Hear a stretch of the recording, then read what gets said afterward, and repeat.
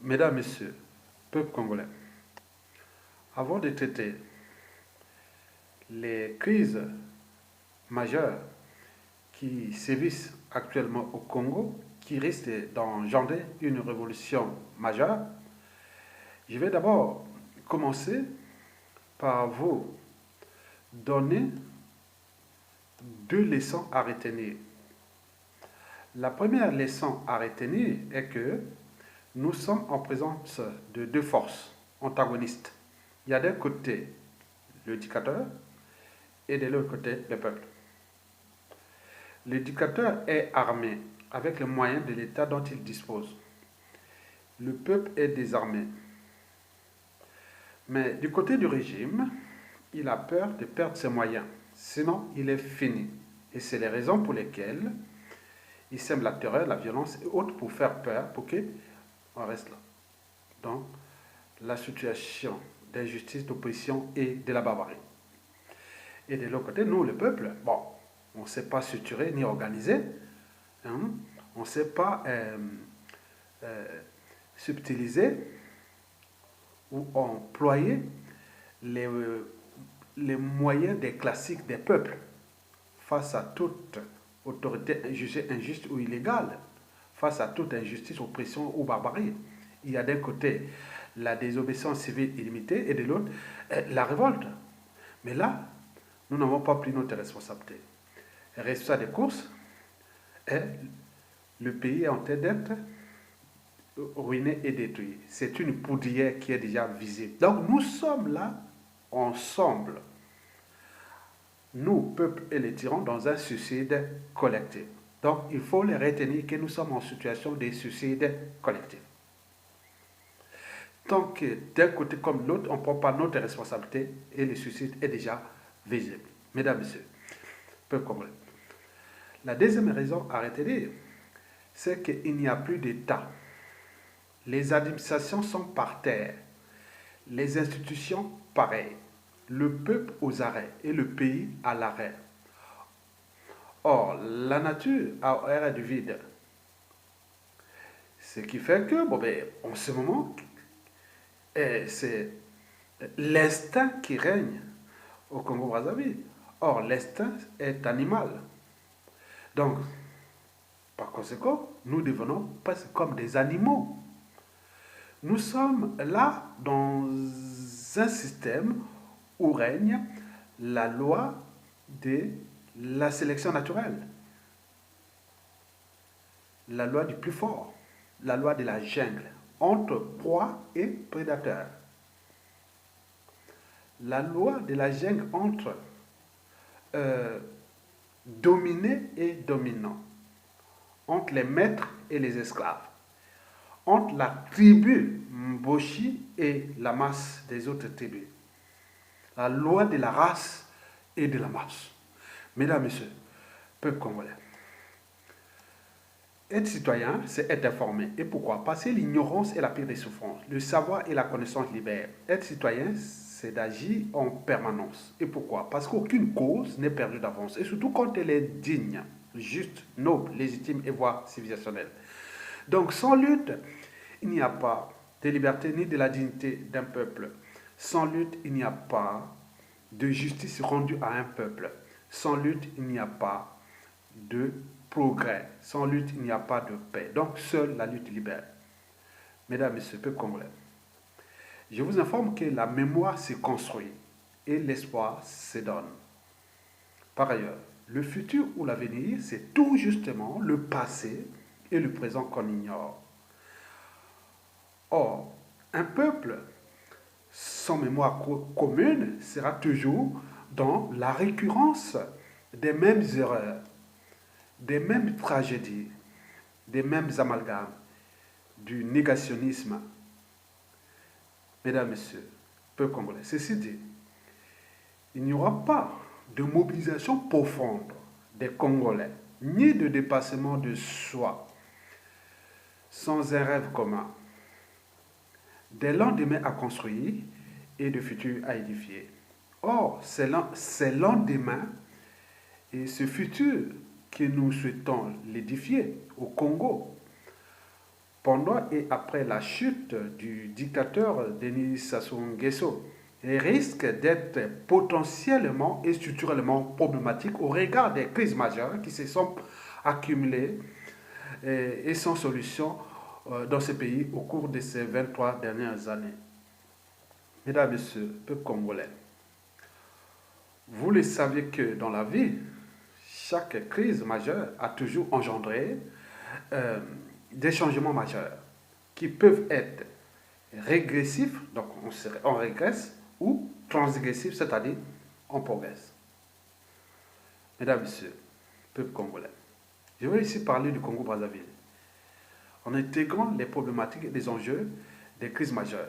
À crise majeure, révolution majeure inévitable. Et pourquoi?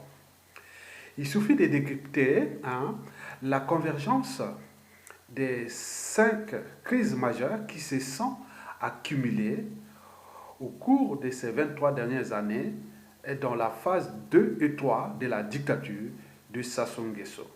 Parmi ces crises majeures figure 1.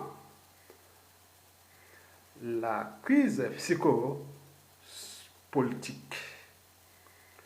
En effet, les Congolais sont convaincus qu'ils sont désormais représentés ou gouvernés par des gens psychologiquement dérangés ou par des névrosés. Ces gens ont perdu les notions les plus insignifiantes de l'individu. D'abord, ils ont perdu les notions les plus insignifiantes de l'humain, c'est-à-dire la raison, l'esprit critique et la conscience. Ils ont aussi perdu les notions les plus insignifiantes de l'individu, c'est-à-dire la liberté, la dignité, les principes et valeurs, les convictions, le sens de l'honneur, etc. Ces gens ont perdu les notions les plus insignifiantes du citoyen, c'est-à-dire avoir des droits et devoirs d'agir contre toute forme d'injustice, d'oppression et de la barbarie. Ces gens-là ont perdu enfin les notions les plus insignifiantes de la composition d'un peuple, c'est-à-dire leurs droits et devoirs de défendre le caractère impersonnel de l'État et de ses institutions, de défendre l'intérêt général et le but de vivre ensemble et de l'idéal d'une nation. Par conséquent, ces gens-là sont à la fois devenus les ennemis du peuple et de leur pays. Et cela ne va plus durer comme ça. Et comme je vous dis qu'à chaque situation de crise arrivent toujours des opportunistes. Et donc dans cet imbroglio, la chute de Sassou, on ne sait pas comment va se passer cette affaire-là. Par rapport à déjà cette crise psychopolitique que je viens de vous préciter. Mesdames, Messieurs, peu congolais, en mon âme et conscience, je doute parfois du stade d'humanité de ces gens-là, au regard de ce que nous, Noirs, Africains et Congolais, avions déjà subi de l'esclavage, du colonialisme et aujourd'hui du néocolonialisme qui est d'ailleurs entretenu par ces gens-là. Et oublions ainsi des enjeux de la respectabilité interraciale. Les Arabes, les Asiatiques et autres sont respectés parce qu'on voit quand même ça marche dans les pays arabes, dans les pays asiatiques. Mais nous, Noirs, arrêtez. Mesdames et Messieurs, peuple congolais, les hommes politiques congolais ont perdu toute liberté et dignité. La liberté et la dignité étant les deux premières et fondamentales des droits et devoirs de l'humain et du citoyen. L'individu sans liberté et dignité est considéré comme privé de sa part d'humanité. Il est donc traité soit d'indigène ou d'esclave. Alors, question. À la chute inévitable et sans intervention de ces hommes politiques abîmés et avariés, sinon ça cesserait, alors comment allons-nous laisser encore ce pays-là aux mains de ces gens-là, représenter ou nous gouverner, avec leur mentalité, habitude et comportement de lâches, de peureux, de naïfs et de passifs chroniques, d'opportunistes et de girouettes, dans un monde devenu de plus en plus incertain ou dangereux, où il faut avoir à la tête des États les gens qui ont le courage, les convictions, le cerveau, les sens de l'intérêt général et d'adaptation, des stratégies et autres. Mais quand vous vous retrouvez avec tout ce qui était de 2015 à nos jours, qui se sont fait rouler par Sassou Nguesso, un soi-disant quelqu'un qui n'a jamais fini ce collège, et autre qu'on a insulté, qui est bête, il les roule, tous ces docteurs, tous ces professeurs, tous ces opposants, autres, dans la farine. Nous allons encore laisser demain le pays là avec ces gens. Donc nous pouvons arriver dans une situation où il y aura d'autres opportunistes qui pourront en profiter pendant la suite de Sassou Nguesso. Donc, prenez-en conscience. Autrement dit, allons-nous encore laisser notre pays dirigé par des gens au profil et aux convictions ambiguës, qui à tout instant peuvent mettre en péril tout un peuple et toute une nation. Le cas du coup d'État constitutionnel de 2015, où ses opposants ont comploté contre le peuple, ont complicité avec le régime, et nous avons vu en 2016 avec l'électoral qui ont abandonné le droit de défendre le suffrage universel du peuple. Ils ont laissé Sassou Nguesso agir avec les terroristes d'État dans le pôle. Les crises sont tellement qu'on ne peut même plus savoir où va s'arrêter ces crises.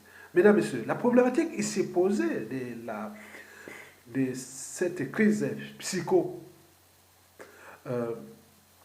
politique, la problématique ici posée porte à examiner des éclairages psychopolitiques hein, du Congolais, quel que soit son statut ou son rôle social, catégorie socio-professionnelle, au regard de la respectabilité des notions les plus insignifiantes de l'État, le respect des droits et devoirs des citoyens, du peuple, le respect des règles communes, la Constitution, les institutions, le sens du vivre ensemble, le sens de l'intérêt général, la protection du territoire, etc. Mesdames, Messieurs, peuple congolais, parmi ces crises majeures figure la géopolitique nord-sud. D'ailleurs, un sondage a été dernièrement organisé par la diaspora dans les médias et réseaux sociaux qui a abouti à un résultat de type 56% sans compte la scission et 44% pour. Dans tous les cas, et quels que soient les résultats obtenus ou à venir, quelles que soient les opinions, les amalgames, les partisans et les opposants à la scission, il faut retenir une chose. Quand un pays se divise en deux États ou en plusieurs États, c'est toujours le fruit de l'échec politique de ceux qui, à un moment ou l'autre, ont été en charge du pouvoir dans ce pays-là. Donc la responsabilité des amalgames ou des polémiques ou même des courants de pensée sécessionnistes est d'abord politique et intellectuelle et non citoyenne, car historiquement les citoyens n'ont besoin qu'il y ait des représentants capables de les unir, d'apporter le but de la condition humaine ou sociale et de défendre leur peuple et leur territoire national. Mesdames et Messieurs, peuple congolais, historiquement, parmi les causes de la scission d'une nation, figure 1, l'économie. Bon, parfois, on dit non, mais nous, on paie beaucoup plus d'impôts que les autres et nous sommes plus riches que les autres, donc il y a cette inégalité qui peut arriver au sein d'une nation. Mais là, la responsabilité est politique toujours parce qu'il manque de politique, de cohésion nationale ou d'équilibre des territoires. Mesdames et Messieurs, les Congolais, historiquement, parmi les causes de la scission d'une nation figure 2, la religion ou les religions. Nous avons vu le cas du Soudan du Sud, c'est un problème religieux, le Nord musulman, le Sud chrétien, animiste chrétien, mélangé avec les problèmes économiques. Bon, vous avez tout compris. Au Congo, bon, nous avons quand même 95% d'animistes et 90% de chrétiens. Mais le problème ne va pas se poser au terme des religions. Pourquoi chercher la scission à ce niveau-là? Mesdames, Messieurs, peuple congolais, historiquement, parmi les causes de la scission d'une nation figure 3, la race, noir, blanc, jaune, entre asiatiques. Or que nous, au Congo, nous sommes à 95% noirs. Mais où se pose le problème? Bon, mesdames et messieurs, peuple congolais, historiquement, parmi les causes de la scission d'une nation figure 4, la culture. Parfois, on partage les mêmes origines et histoires culturelles, les mêmes rites, croyances, divinités, les mêmes mœurs, langues et tout compagnie. Or, chez nous au Congo, nous sommes d'abord tous des Bantous.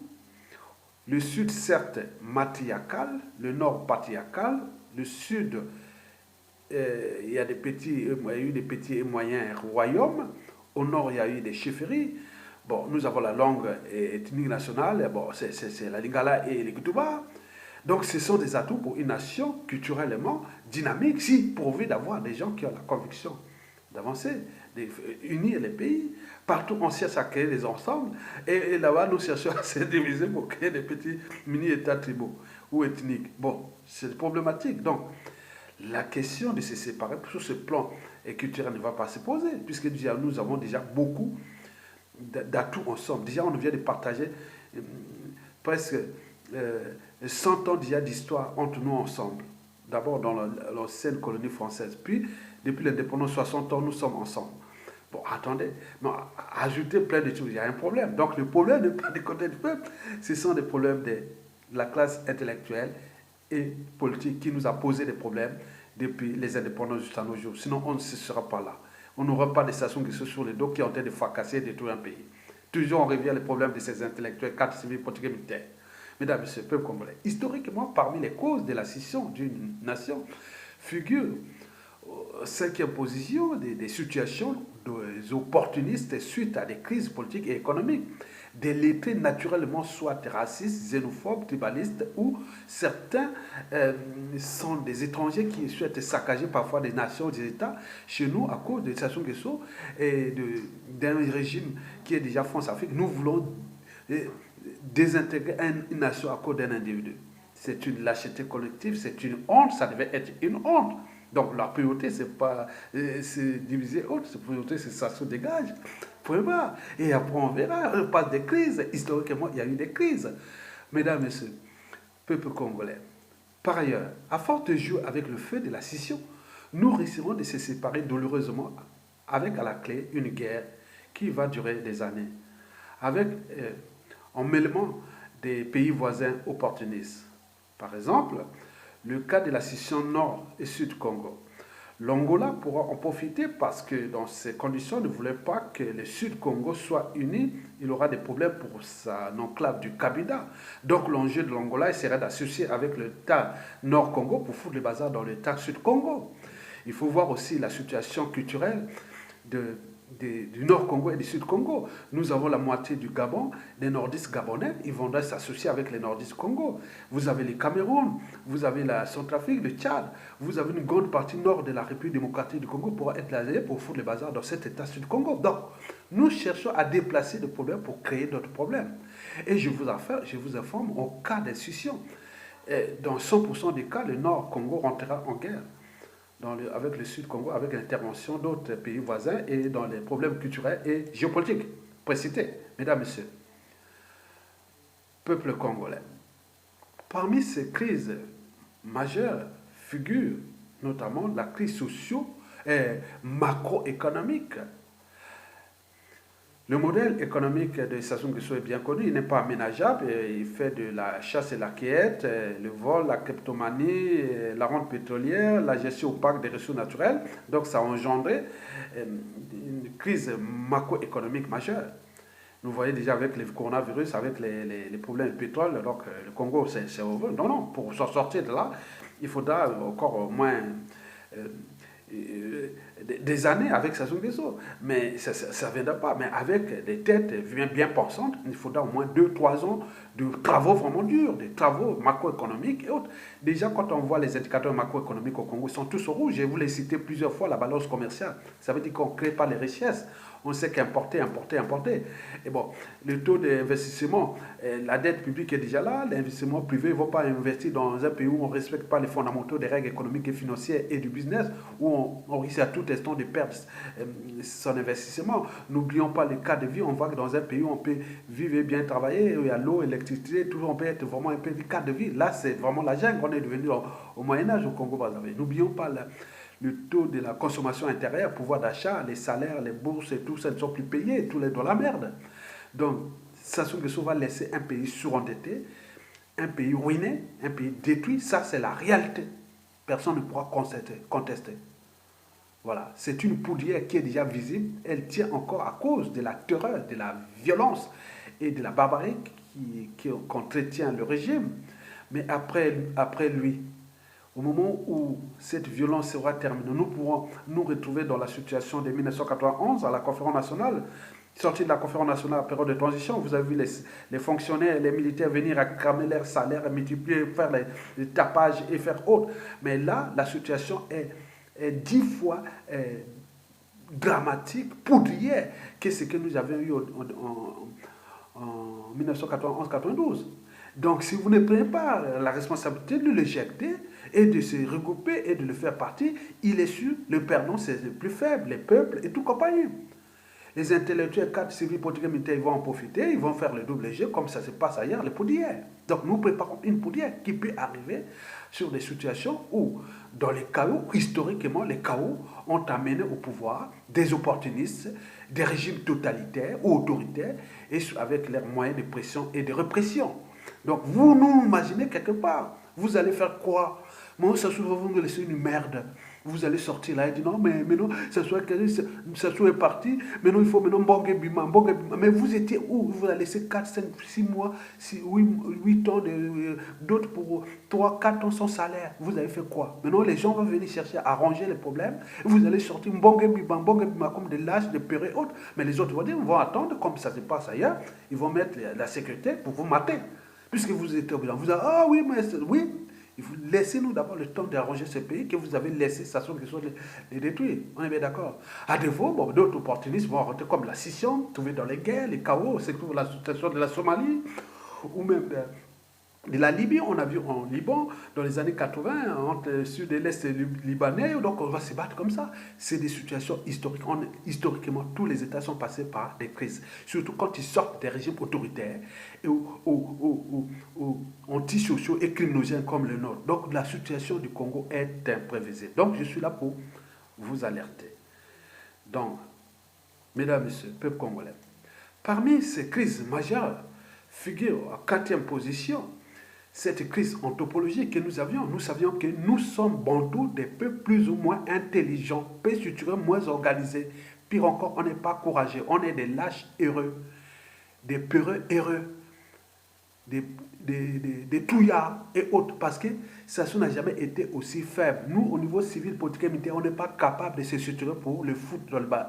Mais en attendant, on va rentrer dans les statu quo. Comme ça, toute dictature a un début et une fin. Tout régime politique, tout chose a un début et une fin, il va partir, il doit partir, il va nous laisser une merde. Donc préparez-vous à voir une merde et qu'on va se bouffer entre nous. Et si on ne met pas des gens intelligents autour, nous sommes foutus. Donc là, c'est pour élever votre raison, pour arrêter de venir nous insulter, aller insulter Sassou Nguesso. Il a brisé déjà des millions de vies de Congolais, il a ruiné ce pays, il a fait ceci. Au lieu de s'attaquer à lui, vous venez nous attaquer, qui cherche à vous libérer de cette emprise, de cette prise d'otage par ces forcenés, cet assassin qui s'appelle Sassou Nguesso, qui n'aime pas ce peuple, qui n'a jamais aimé ce pays, sinon ça se saurait. Il est dans la signification de la haute trahison. Mesdames, messieurs, peuple congolais, je parle de la problématique de notre crise anthropologique. Ketia Bwanga, dans son livre, paru en 2012, dans les éditions et des livres, une jeune congolaise âgée de 21 ans à l'époque, en 2012, originaire de Pointe-Noire, avait écrit ce livre éloquent, l'ennemi du noir, c'est les noirs. Et pourquoi? Parce qu'il existe une certaine mentalité noire qui nuit gravement à l'évolution du continent noir. Ça, c'est vrai, on n'aurait pas se retrouver avec les cas comme Sassou Nguesso, mais Sassou Nguesso n'est pas seul. Il est entouré de toute une écurie, toute une oligarchie, des gens qui sont dans la signification de l'ennemi du noir contre les noirs. Parce qu'en vue de la situation du Congo, il aurait pu raisonner Sassou Nguesso en respectant les fondamentaux déjà de l'humain, la raison, l'esprit critique et la conscience. Et donc, déjà ça, il ne respecte pas. Mais il faut aller plus loin dans cette crise anthropologique que nous avons. Nous sommes des gens de mauvaise foi. On cherche à élever la raison, le niveau de raisonnement, la conscience des uns et des autres pour qu'on puisse se libérer de Sassou Nguesso. Certains viennent là par méchanceté, et par jalousie, et par cette mauvaise foi, par la politique des boucs émissaires, de la responsabilité par association. Donc ils viennent tout mélanger. On se dit, mais il y a un problème dans cette anthropologie noire. Le fait d'être noir, africain, congolais, notre pôle humanité noire, on n'est pas bon. Je vous l'ai dit toujours, je ne serai jamais jaloux de quelqu'un. Je suis toujours du côté de l'intelligence. Quand je vois que je peux contester, même débouter ou même être contre vraiment à fond contre quelqu'un. Mais quand je connais qu'il a les conditions, il a les connaissances, il a les savoirs, autres, non, je dis non. Je l'ai prouvé plusieurs fois. J'avais des gens que je conteste, mais quand il y a des postes de responsabilité importants, je dis non, il faut mettre le... Je ne l'aime pas, ce n'est pas mon ami. J'en ai ici beaucoup dans la diaspora. Que des gens, on peut se dire bonjour, bonjour, et pour le tour d'amitié, de ces principes, convictions, ce n'est pas les gens qui m'intéressent. Mais au moment venu, ça sous-chute. À tous les postes de l'État, je dis non, connais ce monsieur-là, il doit prendre ses responsabilités. Il n'y a pas un seul Congolais de la diaspora parmi tous ceux qui ont lutté ou pas, qui ont eu des mauvais comportements, c'est leur comportement. Au niveau cognition, au niveau du savoir et de la connaissance, je suis toujours de ce côté-là. Donc je ne serai jamais jaloux de quelqu'un. Donc, mais nous étions attaqués atteinte à la dignité, à la liberté d'expression, d'association, atteinte au droit à la vie privée parce que nous on lutte contre Sassou Nguesso. Et c'est ceux-mêmes qui disent qu'ils luttent contre Sassou Nguesso. Vous voyez à quel niveau là. Donc sur cette crise anthropologique, nous devons nous remettre en cause parce que cette crise anthropologique risque de nous occasionner ou occasionner beaucoup de problèmes parce que nous sommes dans un climat de méfiance et de défiance entre nous. Mais moi, je peux avoir la confiance ou la méfiance ou la défiance envers quelqu'un, mais je distingue, j'ai franchi les barrières de la raison et de la conscience d'ailleurs. Donc je sais que cet individu est intelligent, il est capable, mais au niveau de son comportement, ça ne m'intéresse pas, c'est pas mon ami. Je peux vous dire, monsieur, hein, j'ai des gens que je peux m'en citer. Hein. Je peux dire, bon, je peux citer qui? Attends, je peux citer par exemple, non, mais ça ne va pas faire le problème. Robert Poiti-Pongou, par exemple. C'est quelqu'un, bon, ben, au niveau, ne peut pas être mon ami. Mais on peut se retrouver comme ça et autres. Mais quand il y a des fonctions ou des choses du pays demain, je dis non, mais ça c'est toi, tu le prends là. Mon père, on citait, donc j'en ai plein, je ne veux pas vous citer pour ne pas créer trop de. Mais Robert Poiti-Pongou m'a toujours vu, et si bonjour, comme des amis, mais on ne peut pas être amis. Parce qu'il partage mes convictions dans certains points de vue. Mais au niveau de la réflexion, au niveau de l'état de ce qu'il peut dire, mais je dis non, parfois je le respecte. Comme ici en France, il y a eu des gens les gens politiques contestaient à sa mort, ou même pendant autre, on dit non, je le respectais. Mitterrand respectait Jean-Marie Michel, Jean-Marie Le Pen, et vice-versa. Et tous les hommes politiques en France, ici, de gauche, ils se contredisent, mais se respectent. Mais nous devons avoir cet état d'esprit. Ici, c'est un état d'esprit anthropologique. Il faut toujours différencier ce qui est des convictions et des la personnalité profonde de quelqu'un et le sens de l'État. Comme disait Marine Ngouabi à Bernard Kolela, non, il n'est pas contre moi, Bernard Kolela. Bernard Kolela est contre mes convictions. C'est ça, nous devons avoir cet état d'esprit. Et comme disait André Melongo, je ne suis au tas d'une tribu. Oui, ça, c'est les gens qu'on doit écouter ça. Comme l'avait le cas de Upango et Yulu. Donc nous devons avoir ces gens. Ils nous ont montré l'esprit. Et donc nous devons aller dans cet esprit. Mesdames, Messieurs, peuple congolais, parmi ces crises majeures à venir, la cinquième et la dernière, c'est une crise sociétale. Vous savez que Sassou Nguesso a tout fracassé dans ce pays. Déjà, les problèmes culturels. Hein, on a transformé nos sages en faux sages. Ils sont devenus des composants des institutions fictives. Or que la chasse ne consiste pas à transformer les gens en ce qu'ils ne sont pas, mais à accompagner l'espérance de vie. Le sage, c'est celui qui a quand même l'histoire. Le sage de l'âge, il a vu beaucoup de choses. Il est sage, c'est qu'il peut être à la fois philosophe, il peut être avocat, juge. Oui, donc tout ensemble, c'est une synthèse, un sage. Mais pourquoi transformer les gens à devenir des auxiliaires d'une tyrannie? Avec la problématique des Kani dans la tribu des Akwa et des Kouyou et des Mboshi au départ. Et c'était des gens qui avaient l'autorité morale, des divinités, des gardiens temples de la culture. Mais Sassou est venu saccager la culture Kanimboshi, c'est-à-dire en culture de faux Kani. Un Kani ne tue pas, un Kani n'est pas de comportement antisociaux, criminogènes, immoraux et dissolus. Et là, or là, nous avons laissé faire sur tous les plans culturels, politiques et autres. Il n'était que ceux. Donc c'est notre responsabilité que nous devons mettre en place aussi dans ce cadre-là. Donc, en tenant compte de ces crises majeures précitées, je vais ici fixer les idées à tous. D'abord, il faut se dire que si nous ne faisons pas attention, pendant la chute de Sassou, nous risquons de se diviser davantage. suite aux problèmes déjà économiques et des haines, des rancunes, des contentieux historiques non réglés et des règlements des comptes en dormance et de tous ces bouillons-là. On risque de nous risquons de nous entretuer. Parce que souvent, à la fin des régimes totalitaires et autres, il y a toujours du chaos. D'ailleurs, la chute d'indicateurs apporte toujours le chaos. Mais par contre, ceux qui travaillent avec lui sont obligés de le protéger pour aussi éviter les chaos. Donc nous sommes en présence des chaos en téléchargement, mesdames et messieurs. Donc nous devons apporter d'autres valeurs à cette résistance congolaise contre la dictature, qui, à chaque crise, il peut engendrer des situations incontrôlables. Donc, vous avez compris. Donc, nous devons avoir le sens d'apaiser les esprits, de responsabiliser ou de nous responsabiliser individuellement et collectivement, de placer la raison au-dessus des émotions, de placer la raison au-dessus de l'appartenance et de comprendre que le sens de l'intérêt général, du vivre ensemble et l'idéal même d'une nation, c'est un combat. Rien n'est acquis. Même en France ici, la France lutte pour préserver son territoire, avec l'histoire des Corses, avec l'histoire de la Bretagne, avec les dom-toms et autres, et partout c'est comme ça. Donc nous devons avoir cet esprit, c'est un combat permanent comme dans la vie. Mesdames, Messieurs, peuple congolais. Donc, le danger de ce pays est donc des deux côtés.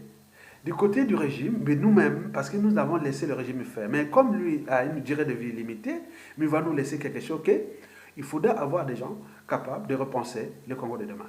Et donc pour cela, donc nous invitons tous les Congolais, civils, politiques et militaires, individuellement, collectivement, de regrouper vous autour des vrais patriotes, car le vrai Congo, les vrais Congolais, vous attendent. Vous serez au rendez-vous avec eux. Ils attendent que vous leur apportez l'espoir, l'espérance, pour qu'on puisse dégager ce monstre-là, pour que nous puissions ensemble, individuellement et collectivement, construire une transition politique, consensuelle et pacifique afin d'apaiser responsabiliser les uns des autres. Cette transition politique, consensuelle et pacifique est indispensable. Elle est essentielle. Elle sera nécessaire. Elle sera sacrée. Nous devons donc sauver le Congo à travers cette transition. Mais il y a un préalable, ça se dégage. Mais or, pour le faire partie, nous devons prendre le courage des peuples pour le faire partie. Nous devons agiter nos neurones et prendre nos responsabilités pour le faire partie. À défaut, prenons le facteur risque, le pays va d'abord être détruit. On est là pour les détruire, on est en train de les détruire. Du point de vue économique, par rapport au coronavirus, avec toute la crise mondiale, jusqu'en 2020-2021, le pays là est foutu, il n'aura plus l'argent. C'est mort, c'est mort. Le Congo est mort avec sa chose. Mais si nous ne profitons pas de cette crise, déjà de cette maladie-là, de virus-là, et donc nous allons retrouver avec un être mortel qui va partir et vous laisser numéro. Vous voyez, toutes les dictatures, historiquement, depuis la nuit des temps, ils sont partis. Ceux qui ont détruit leur pays, et ils sont partis, ils ont laissé des poudrières. La nôtre, ce sera un cas d'école aussi. Vous avez vu, en République démocratique du Congo, ils sont dans la mer là depuis 23 ans. Nous, ça risque d'arriver pour vraiment 23, 30 ans déjà. Donc faites attention, ne venez pas s'aimer des amalgames de diviser ou les nordistes. Non, non, non, vous êtes citoyens. Tout citoyen a les droits et devoirs de défendre le peuple. Moi, je ne vous regarde pas au Congo comme nord, sud, est. Non, non, non, non, non. Moi, les sens culturels, oui, je suis originaire de Makwa. Je valorise ma culture Makwa. Je veux que les autres aussi valorisent. Mais nous avons déjà pensé comment mettre des réalités culturelles dans un centre culturel et de la biodiversité culturelle, de la diversité des régions et tout ce que nous avons pensé autour de cette transition, les tables rondes qui se passent au ce moment sur les institutions nouvelles. Et donc nous sommes là dans cette dynamique. Donc rejoignez la résistance au lieu de continuer à s'indigner ou à passer votre temps à comploter contre les uns des autres, la guerre des égaux, la guerre des boutons, les intérêts partisans et particuliers, les officines ethno-tribales, ethniques, autres, ça c'est un autre monde. Mais vous aurez peut-être l'occasion d'avoir les officines ethniques ou tribales au moment que vous aurez des régions semi-autonomes où vous allez vous retrouver entre vous-même, entre tribus, à gérer des régions semi-autonomes. Donc l'enjeu, c'est ça se dégage. Et à ce moment, vous verrez que vous allez transformer. Mais retenez bien qu'à chaque crise, il s'est passé toujours quelque chose d'imprévisible. C'est-à-dire que ça peut aller dans le sens de la régression ou de la transgression. Vous avez vu en 1991-92, après la transition, vous avez qu'on est passé soit mini-régression ou la régression totale. Mais on pourrait peut-être aller vers la transgression, vers le progrès. Mais là, depuis la conférence nationale et la transition, nous sommes passés en régression. Donc, vous voyez, les crises peuvent partir de quelque chose, aboutir à quelque chose de bien ou de mal. Donc, nous devons avoir cette idée-là dans la tête que je dis, non, la mémoire se construit, l'espoir se donne, et le futur, c'est justement le passé et le présent qu'on ignore. Donc, retenez des leçons, ce que nous avions eu déjà depuis 1991 à nos jours, avec tous ces colporteurs des erreurs du passé, les vecteurs des drames, des divisions et autres. Donc nous voulons plus ça, nous voulons voir les gens qui ont des convictions parce que notre pays est en danger et dans un monde incertain. Si vous ne protégez pas votre pays, vous allez comprendre toujours l'essence de votre pays. Beaucoup sont maintenant bloqués ailleurs, partout. Ils se disent, ah oui, protéger quand même son pays, c'est très important. Et vous avez vu en Asie, en Occident, on se bat, on se structure, on agit. Et au lieu de se battre dans ce sens-là, vous êtes en train de parler des problèmes de tribus, des grilles de réveil, des boissons dedans. Non, non, c'est trop bas. Donc, ce n'est pas notre monde. Mais sachant que au moment de la chute de Sassou Nguesso, au niveau de la sécurité, au niveau de tout ce qui va arriver au Congo, vous aurez des changements radicaux. Déjà, le coronavirus sont en train de nous faire un petit boulot avant. Parce que les aiguilles de réveil, là, les boissons et tout ça. Mais vous allez voir, les délinquants et tout ça, ce sera chaud. Vous allez voir que vous allez vous transformer automatiquement par l'éducation, le droit, la justice, l'administration judiciaire, l'administration pénitentiaire, c'est-à-dire les prisons. Et n'oublions pas tout ce qui sera de l'économie, il faudra mettre la production, mais n'oublions pas aussi et surtout le sens de l'intérêt général. Et vous avez tout compris. Donc vous avez tout à gagner. Prenez votre responsabilité de venir nourrir le débat. Parce que nous, on vous laisse là. Je n'attends pas que la mère m'apporte un talent. Parce que l'aide est, et notre aide n'est pas. Il ne suffit pas d'avoir des bagages. Il faut savoir où les déposer. Moi, je les dépose pour vous, dans le sens de l'intérêt de mon pays, où 99% de ma famille est au pays. Et que c'est là-bas où se concentre aussi l'avenir de moi-même et de mes enfants et petits-enfants. Vous avez tout compris. Et merci beaucoup. À bientôt.